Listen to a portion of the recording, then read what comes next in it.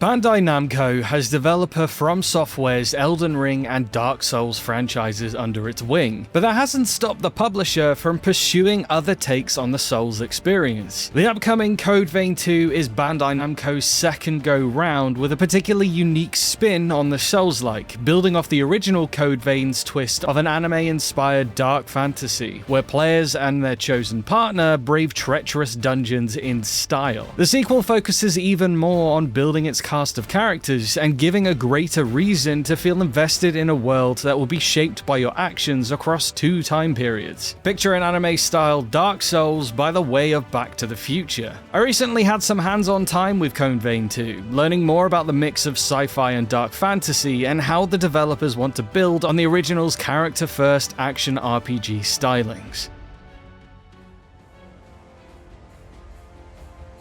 Much like its predecessor, Code Vein 2 asks players to build up their custom protagonists' abilities and arsenals to defeat bosses and complete side quests in a sprawling world. The sequel carries many concepts and familiar lore from the original, such as vampire-like characters known as revenants who wield powerful abilities. However, the second game is a standalone follow-up that builds up a story focusing on building a better future by setting things right in the past. Playing as a hunter of rogue revenants, you're tasked with saving the world following a cataclysmic event known as the Resurgence. After forming a bond with a mysterious ally named Lou, the protagonist gains the ability to travel between 2 time periods 100 years apart to reverse anomalies in the past, in turn improving life in the present day. But some changes may lead to some unexpected consequences that could put the future in peril. The core concepts of Code Vein that I believe define it in the landscape of Souls-like games are really that character drama, the charm that you get from interacting with your partner, and overcoming these tough encounters, dungeons, and challenging enemies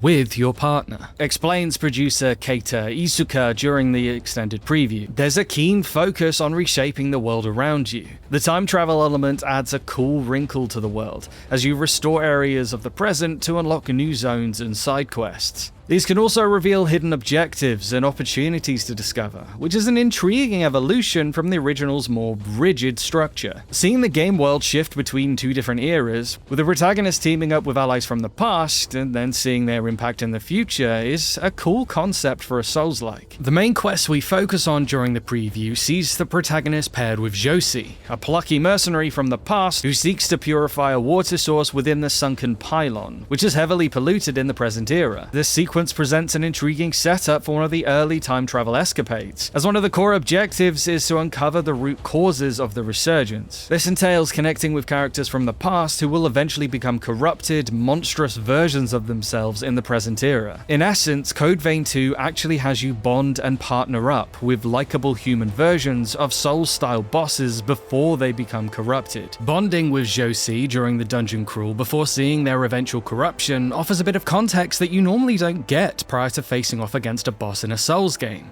and the inevitable battle against Josie's corrupt form is an unexpectedly tragic boss battle to cap off the quest. I'm intrigued by the broader scope of Code Vein 2's main story, which feels more conscious of the world and the characters within it, but it also ties into the game's larger world to explore. Tying together the main dungeon and key points of interest are the large open zones to explore, filled with monsters, hidden quests, and other side tasks to uncover. It's not on the same level as Elden Ring's open world, but it's certainly more expansive than the original Code Vein structure. What I did find interesting about Code Vein 2's setting is seeing the larger world slowly healing after completing different milestones. After defeating the Metagen Remnant, which poisoned the water in the past, the next major zone set in the massive city opened up, giving the impression that nature is healing and that your actions are slowly but surely building a better future. Unfortunately, I wasn't able to fully appreciate the scale of this world due to the guided nature of the preview session, and I'm also a bit annoyed that I wasn't able to try out the new motorcycle. I would have liked more time to explore them and get a better contrast between the different eras, but given that this was a focused preview, that'll have to wait for the larger game.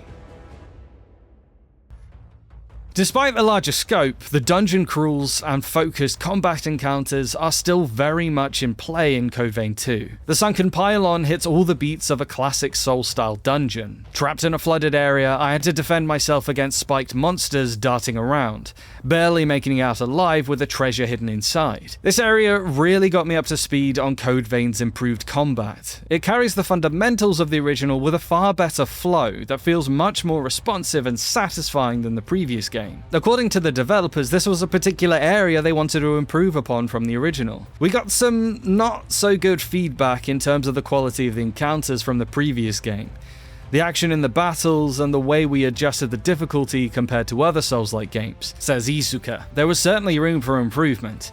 So including upgrading the partner system, we really wanted to lean into our strengths of style and improve some of the areas that needed improvement, and to really make battles feel more threatening and keep players on the edge of their seat. The second game largely sticks with the original's approach to character building and power progression, emphasizing selecting builds and weapon styles and using your partner's skills rather than tinkering with stats. Code Vein kept the familiar combat flow and style of many Souls-likes, but what truly set it apart from other games was its offering of more opportunities to experiment with class archetypes, called blood codes. Instead of allocating points to individual stats, level ups are all predefined stat buffs, letting players focus more on selecting playstyles and skills to use. Combat in Code Vein 2 feels far more punchy and precise.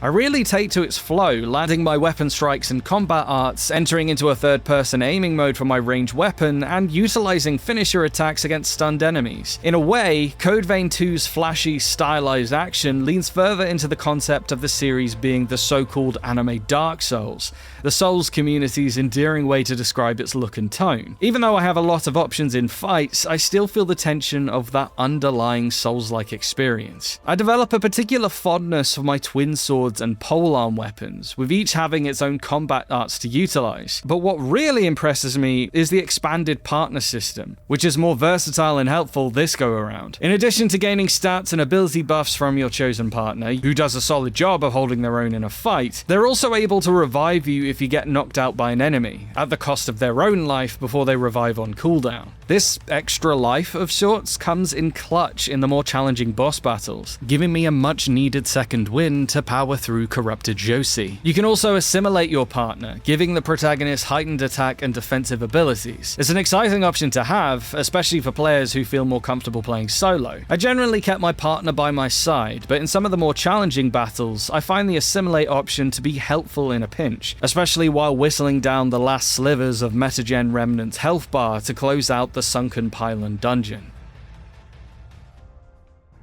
Souls-likes tend to be very isolating by design, so it's neat to see Code Vein 2 lean into its partner system to make those dungeon crawls and boss battles more of a bonding experience with supporting characters. Playing Code Vein 2 already makes me feel more engaged with its setting, much more than the original game. I get the sense that the stakes of the adventure are much greater. A time travel story that focuses on cause and effect is a fascinating concept for a Souls-like. While the game does hit many of the standard beats of a Souls-like, the sequel is so far building further upon the original's character-focused Souls-like spectacle in an interesting way. Even with Bandai Namco being the core publisher of From Software's Elden Ring, Code Vein 2 makes the case for more story-driven takes on a Souls-like that moves away from isolation and more towards bonding with allies. Hopefully, this sequel will stick the landing and embrace its oddities for the larger adventure ahead.